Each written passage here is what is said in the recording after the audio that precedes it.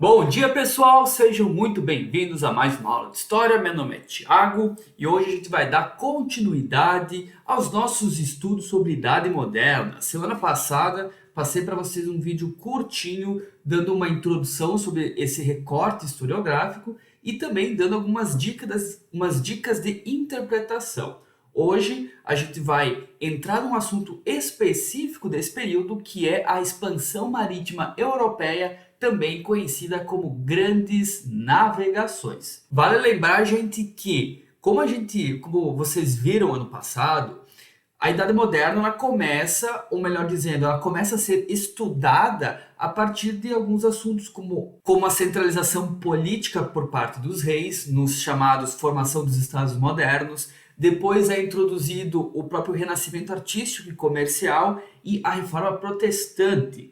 Como eu falei para vocês na aula passada, ao a gente estudar um período, um acontecimento da Idade Moderna, a gente tem que ter em mente esses outros fatores que a gente já estudou e alguns outros também que a gente vai estudar. Porque todos esses elementos estão acontecendo meio que ao mesmo tempo ou, de algum modo, influenciando os acontecimentos, os processos que vão se desenvolvendo pela Europa. Então, quando a gente estudar grandes navegações, tenham em mente que os estados nacionais já estão centralizados, ou alguns deles, né, como a gente até vai dar uma pitada no correr da aula, e o renascimento artístico e comercial está acontecendo, trazendo novas tecnologias e novas visões de mundo para essa sociedade que agora está se expandindo. Mas vamos começar então.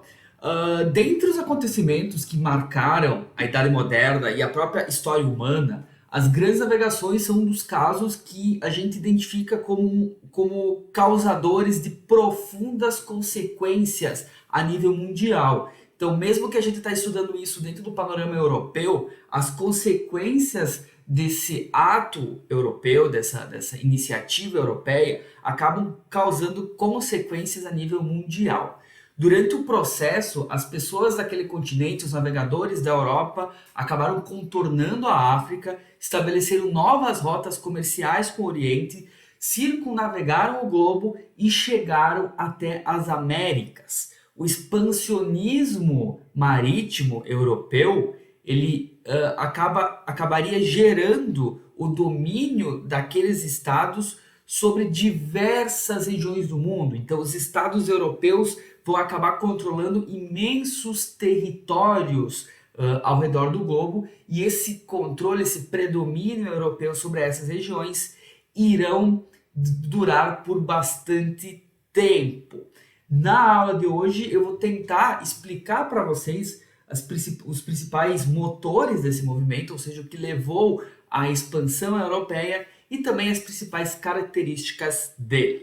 Pessoal, vamos lembrar como era a relação europeia com o mar até esse momento, tá? Só para contextualizar para vocês. Os europeus, eles tinham um histórico de navegação muito recente, tá? Navegação em longo alcance na Idade Moderna. Lembrem que o renascimento, não artístico-cultural, o renascimento das cidades, ele acabou reestabelecendo o comércio de grande alcance, né? Ou seja, as grandes rotas comerciais, e as cruzadas, somente com as cruzadas é que os europeus começaram novamente a se lançar no mar Mediterrâneo, que é aquele espaço interno ali da Europa, ou seja, aquele mar que não é um grande mar, não é o grande Oceano Atlântico. Essa navegação ela era restrita a esses territórios ou nas regiões do Mar do Norte, tá? Que é aquele mar próximo à Inglaterra, à Escandinávia. Tá? O Atlântico ele era muito místico, ele era muito visto como um mar tenebroso, um mar sem fim. Havia aquelas lendas de que existiam monstros, ou até que esse mar ele terminaria num grande precipício sem fim. Então poucas pessoas se aventuravam a explorar a costa atlântica. Isso foi mudar a partir ali do século XV, tá? No meu ver, as grandes navegações, elas ocorrem devido a duas razões principais. A primeira delas é a razão econômica e a segunda dela eu denomino de político-cultural. No que diz respeito à questão econômica, havia uma necessidade entre os europeus em buscar uma expansão das áreas comerciais, ou seja, vamos expandir o comércio europeu. Lembrem que desde o renascimento das cidades, do renascimento comercial, lá durante a crise do feudalismo, a Europa estava numa crescente no comércio de longa distância. Isso se intensifica durante a Idade Moderna. Então havia esse desejo europeu de encontrar outras regiões para se fazer o comércio. Dentro da questão econômica, havia também outra necessidade, a de obter grande quantidade de metais preciosos. Na filosofia econômica do período, quanto mais ouro e prata um determinado país possuía, mais rico esse país seria. Então, como esses metais eles não eram tão fáceis de serem encontrados na Europa, pensava-se que com a expansão dos territórios, da expansão do controle dos estados europeus sobre outras regiões do globo, poderia também ser encontrado mais ouro e prata, seja pela exploração direta, seja pelas atividades comerciais com outros povos. Porém, esse movimento ele não ocorreu somente por questões econômicas. Havia também a ambição pessoal dos reis e também de navegadores, que desejavam aumentar com as grandes navegações sua influência e seu poder. As cruzadas e todo aquele misticismo construído a partir da expansão da fé cristã e da necessidade de expandir a fé cristã também acabou deixando de herança para esses navegadores e esses reis um certo espírito aventureiro de luta contra o infiel em nome da sua fé, em nome da expansão das suas crenças. Porém, todos esses anseios, eles são reunidos por um órgão, que é o Estado moderno. Lembrem que ano passado, vocês devem ter estudado, que lá com o fim do feudalismo, houve a construção de um novo modelo de Estado, que era o chamado Estado moderno, que é aquele Estado em que o rei possui poder de fato. Durante o feudalismo, o rei ele existia, só que o seu poder ele era fragmentado. Os senhores eles possuíam total influência sobre seus feudos e o rei ele só governava de fato se utilizando dos chamados laços de suzerano e vassalo, que é aquela coisa que apelava mais à honra e mais aos laços pessoais dos indivíduos e não ao poder de fato. Lembrem? Se não lembrem, me avisem que eu dou uma revisão para vocês. Isso vai mudar com a crise do século XIV, porque a sociedade, principalmente a burguesia, ela vai começar a pensar num Estado centralizado, com o poder concentrado no rei, como algo positivo para o país, para justamente resolver os problemas que estavam acontecendo ali no século XIV e que o feudalismo não conseguia dar conta. Então o rei surge como uma entidade política que de fato tem poder e que de fato concentra em si um aparelho burocrático e recursos. Isso é importante aqui para as grandes navegações, porque só devido a essa influência e esse poder dessa instituição chamada Estado moderno, concentrada no rei, é que puderam ser articulados os instrumentos necessários para o empreendimento das grandes navegações. Por quê? Porque tal ação precisava de um financiamento muito grande, precisava do investimento de técnicas muito específicas, e isso só ocorreu devido à centralização política dos estados modernos, somadas também a uma outra coisa que foi o próprio renascimento científico e cultural.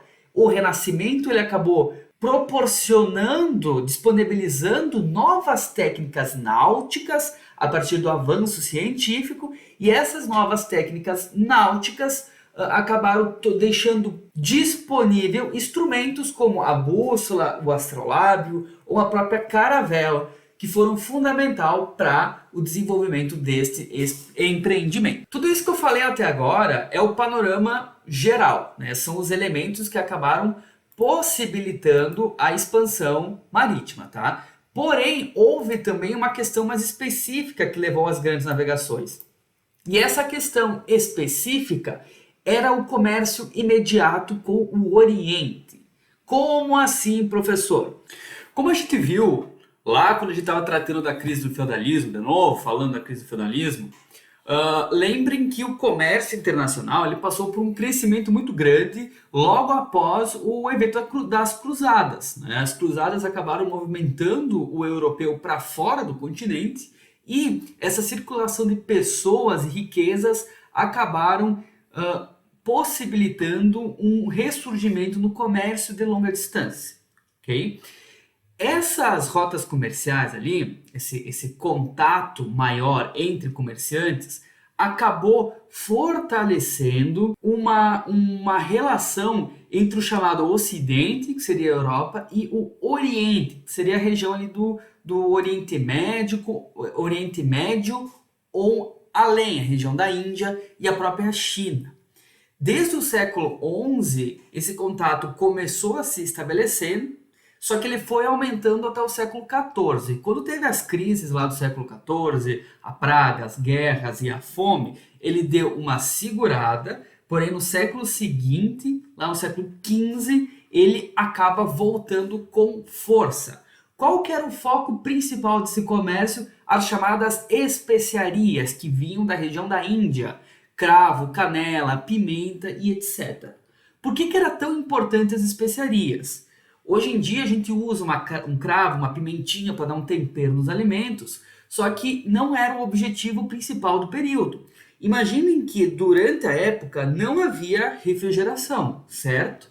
Então, se tu matava um boi, tu tinha que consumir a carne o mais rápido possível. Haviam algumas técnicas para conservar, só que era algo muito rudimentar. Então, com o tempo, a carne ela acabava apodrecendo. As especiarias elas serviam justamente para isso, para ajudar na conservação e também disfarçar o gosto podre da comida. Porque, afinal de contas, né, não é agradável tu comer uma carne assim com um processo de decomposição. Então, essas especiarias, esses temperos, eles ajudavam a melhorar um pouco o gostinho aí do alimento quando que você estava comendo. Fora as especiarias, haviam também outros artigos, como a seda, que tinha uma rota muito forte com a região da Índia, a região da China, a chamada Rota da Seda. Como que esse processo funcionava?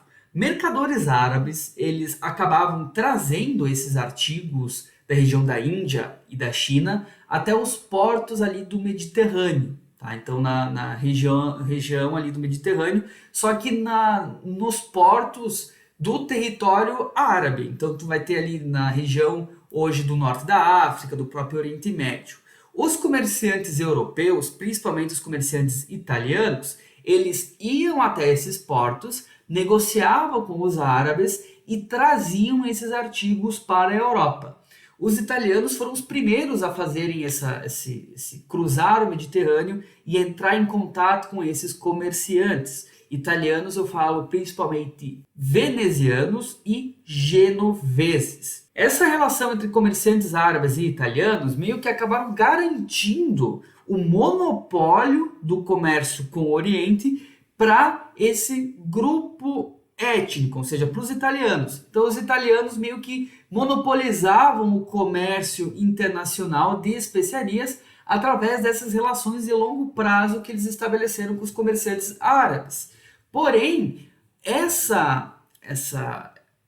esse monopólio acabou fazendo com que outros países que não eram os italianos buscassem outras rotas que fornecessem alternativas para o comércio com o Oriente que não seja por essa região ali, por esse contato com os árabes. Um desses países que acabou buscando outras regiões para comercializar com o Oriente foi o caso de Portugal, que foi o pioneiro nas grandes navegações.